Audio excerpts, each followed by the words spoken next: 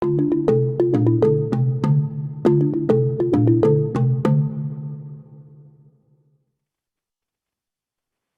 I'm Marites Vito. Welcome to Southeast Asia Speaks.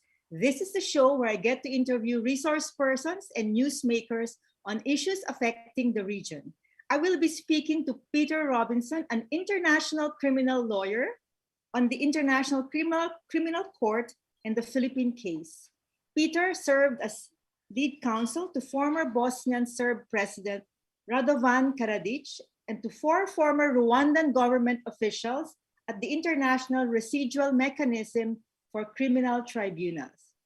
At the ICC, he also serves as Associate Counsel for Alfred Yakatom of the Central African Republic. And I have to mention this. Peter is an author. He wrote a novel, The Tribunal. He's joining us from the US in North Carolina. Thank you so much, Peter, for making time for this interview. I know you have a very busy schedule, and welcome to the show. Thank you very much. I'm looking forward to it. So first, with your experience in the International Criminal Court and in the Residual Court, can you please talk to us first about the Philippine case? As you know, former prosecutor Bensouda has requested the pretrial chamber to approve a full probe into the Duterte's drug war in the Philippines. So usually, what are the criteria that the pretrial chamber uses to green light an investigation? Well, first of all, the burden is pretty low on the prosecutor at this stage because this is just the opening of an investigation. So they only have to show reasonable cause to believe that a crime within the jurisdiction of the ICC has been committed. In this case, the crime they're talking about has to be one of 3 crimes, either war crimes, crime against humanity, or genocide. And they have indicated that they are going for a crime against humanity. The crime against humanity that they have selected is murder. And so in order to establish reasonable cause to believe that there is murder been committed as part of a crime against humanity, they have to show that there were killings, that those killings were part of a widespread or systematic attack against the civilian population, and that they were pursuant to a state policy. And if they can satisfy the pretrial chamber that there's reasonable cause to believe those things to be true, then the pretrial chamber will authorize an investigation.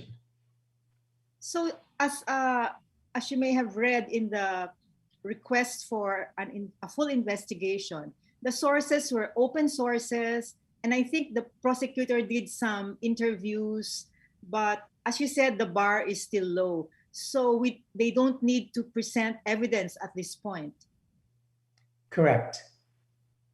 So if the pretrial chamber approves this and goes into eventually the investigation will push through, the bar will be higher for the prosecution, right? And what kinds of evidence, can you talk about this?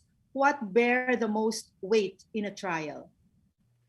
Yeah, there's definitely going to be a higher bar because eventually at a trial, the charges have to be proven beyond a reasonable doubt.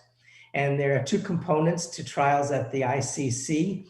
The first being that there is a crime has to be established to have been committed. So they have to prove that a murder was committed and that, or multiple murders, and it was part of an attack on the civilian population. But the hardest part for them to prove is to link those crimes to the particular individual who's on trial. And the kind of evidence that's most important for the prosecutor is evidence that doesn't require the trial chamber to believe or disbelieve the credibility of a witness, rather something more objective. For example, the person's own words captured on recording or videotape or audio tape or in writing. Second, documents like orders, correspondence, statements of policy. And also third, the testimony of insiders, people who were in the know, who were part of the chain of command, who can testify as to what was going on behind the scenes. So those are the 3 most important kinds of evidence that they need to link the crimes to the person on trial.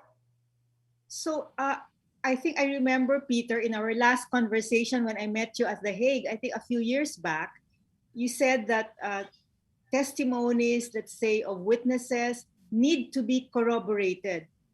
So they cannot be taken at face value. Well, sometimes they do take them at face value, but it's the weakest form of evidence. And so the more you can corroborate the testimony of an individual, the more likely it's going to be that that will be enough to convince the judges beyond a reasonable doubt. So someone can come in and say, I heard this person say this, and unless you can show some corroborating circumstances, it's going to be sort of one person's word against the other, which is not normally enough for proof beyond a reasonable doubt. So the prosecutor is always looking for physical evidence that can corroborate the testimony of a witness.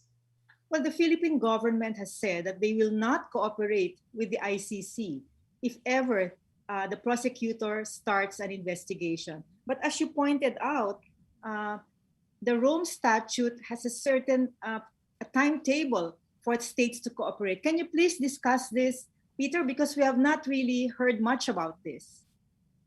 Yeah, the Philippine government is not obligated to cooperate with the investigation. And the reason for it is that when a country withdraws from the ICC statute, there's a 1-year period before that withdrawal becomes effective. And the ICC statute says that if the prosecutor requests to open an investigation during that 1 year, then the government has to continue to cooperate in the investigation, even though it withdrew from the ICC statute. But in this case, the prosecutor did not file within the 1 year. They only asked for the investigation in 2021 when the withdrawal of the Philippines became effective in 2019. As a result of that, the government of the Philippines is not required to cooperate with the ICC. So this makes it more difficult for the prosecution to conduct an investigation. But has this happened before, Peter? I mean, how has it happened before, and what are the creative ways, of getting evidence without the state's cooperation? Well, there's only been one other case where the state withdrew from the ICC, and that involved a country called Burundi in Africa. And in that case, the prosecutor did file its request for investigation within the 1 year. In fact, they did it on the last day. So they were able to, at least in theory, require the cooperation of the state. If you don't have the cooperation of the state, then you have to rely on civil society organizations, NGOs, and you have to also rely on public sources of information. And so I suspect that that's what the prosecutor of the ICC will be doing when they're trying to make their case about the Philippines. There's a question from one of our listeners or viewers. They ask, does the ICC have a time frame for an investigation? Because we expect the pretrial chamber, I think they're given 120 days to green light or to disapprove the request. But usually, how long do investigations take place? Yeah, investigations have lasted between 2.5 to more than 5 years so far. So in the very soonest case in Mali, the prosecutor brought its first charges within 2.5 years after they began their investigation. Another case involving Central African Republic, it took them 4 years. And in a case of Georgia, they have started their investigation in 2016 and not yet brought any charges. So between 2.5 and 5 years seems to be the normal time for an investigation. So I think the expectations of the Filipino people have to be tempered. It takes quite a long time, Peter, for an investigation to take place. But how about trials? Let's say it will progress into a trial. How long do trials take? The two most recent trials have taken approximately 4 years each. So that seems to be about how long a trial can be expected to take.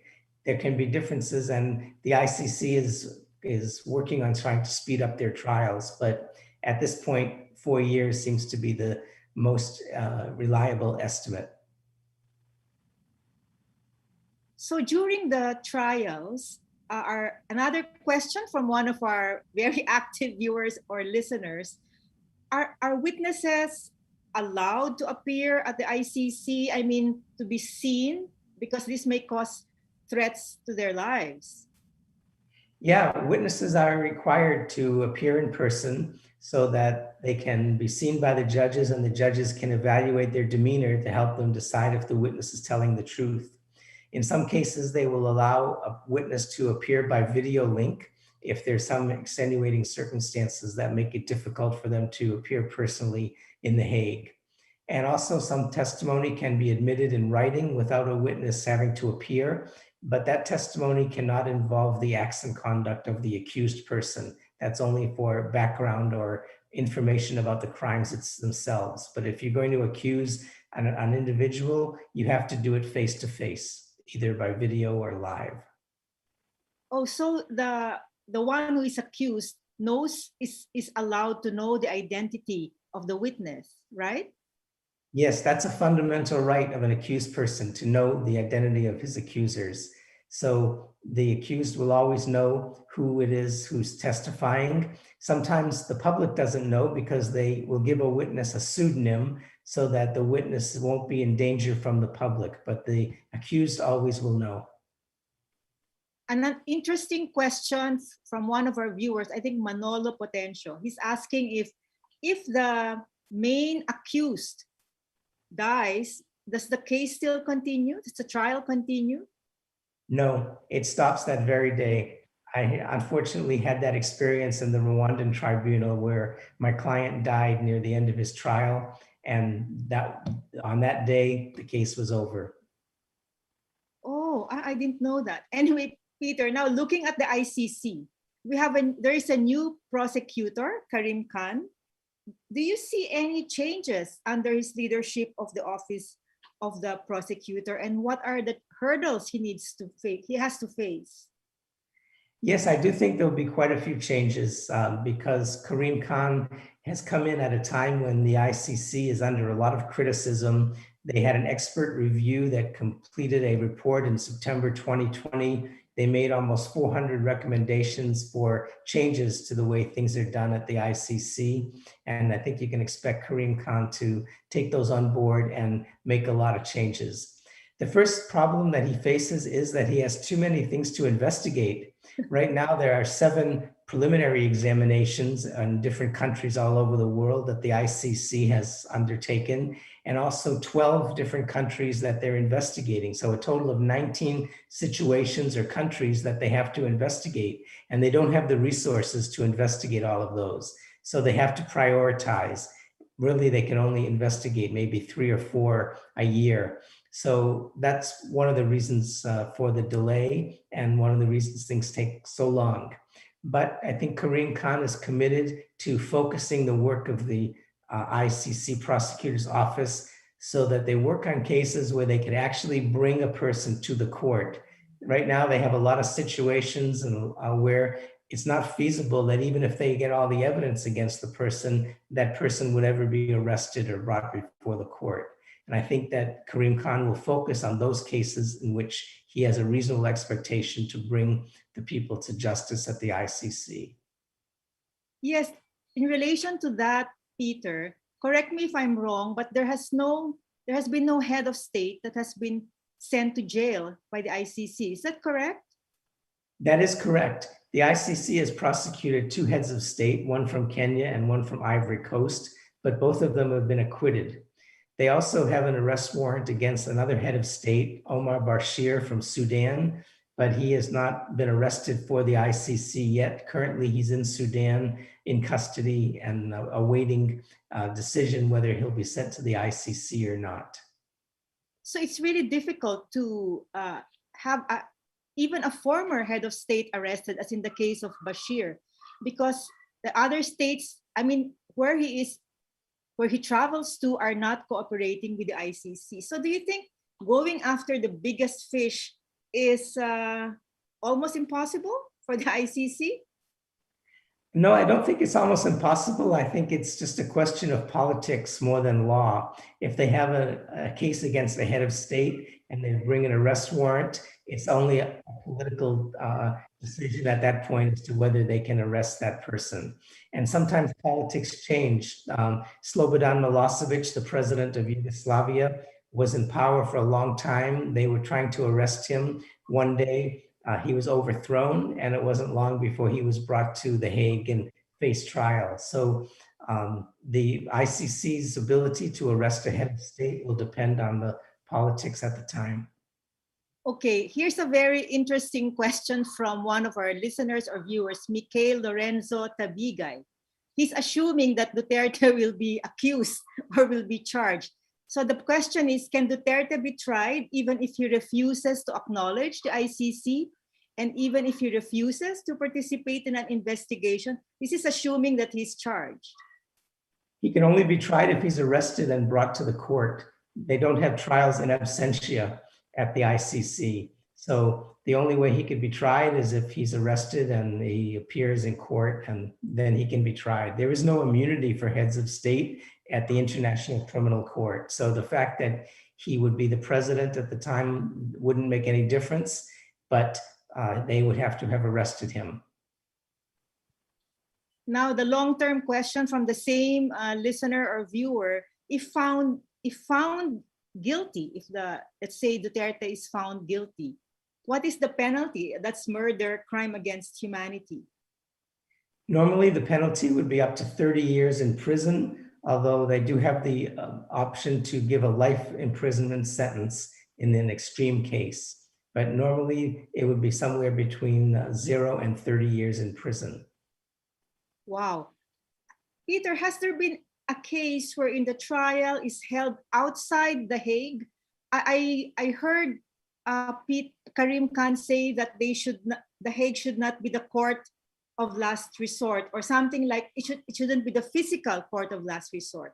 Has there been any time wherein a case was heard outside The Hague, let's say in a country near the one that is on trial?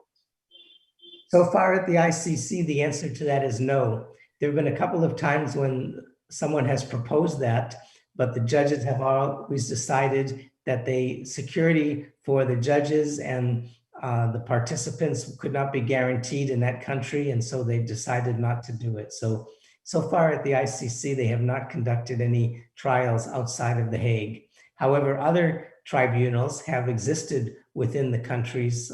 In Cambodia, they've had a tribunal sitting in Phnom Penh. In Sierra Leone, they had a tribunal sitting in that country. So it can be done, but the ICC so far has been reluctant to do it.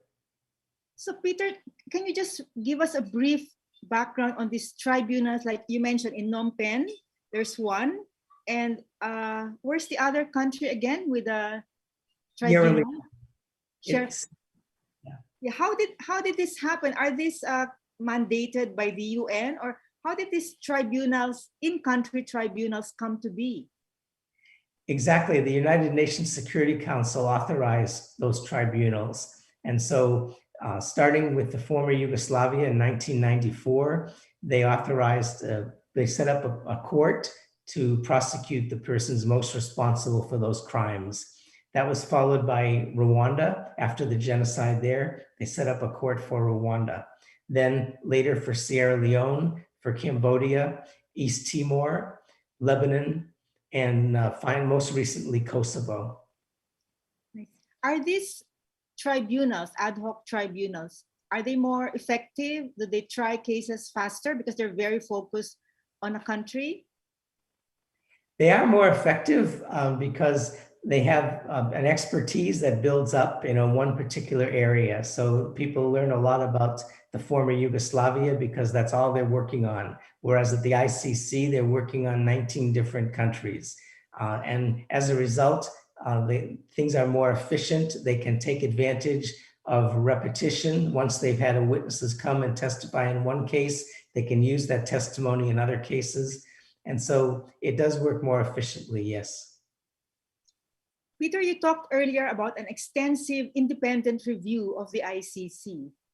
To you, what are, let's say, maybe the top 2 or top 3 things that the ICC should do to make it more effective? And I think you also, the independent review mentioned about the ICC needs to gain more trust of the public. Why is there lack of trust? And what does the ICC need to do? Well, the independent review basically said, first of all, the ICC has to focus on its core mandate, which is to prosecute individuals. Sometimes you think the ICC looks more like an NGO than a court. They're conducting outreach activities, they're working on reparations for victims. In my own experience, it looks like half the people who work there aren't really working on the core business of putting a person on trial and conducting that trial. They're off doing other things, writing policy papers, doing outreach and things like that. So the first recommendation was stick to your core business and try to just get good at judging individuals when they're brought before the court. The second thing was the workplace culture at the ICC was described as toxic. They had to make a change in the mentality of the leadership so that they actually produce a workplace that is conducive to people being happy who are working there and people working efficiently. So they're working on that. And then the third thing is basically to make the court proceedings more efficient. Sometimes they've been pretty cumbersome because when a person is arrested, first they have to have a hearing on the confirmation of the charges. It's a screening process to see if there's really enough evidence to hold the person for trial.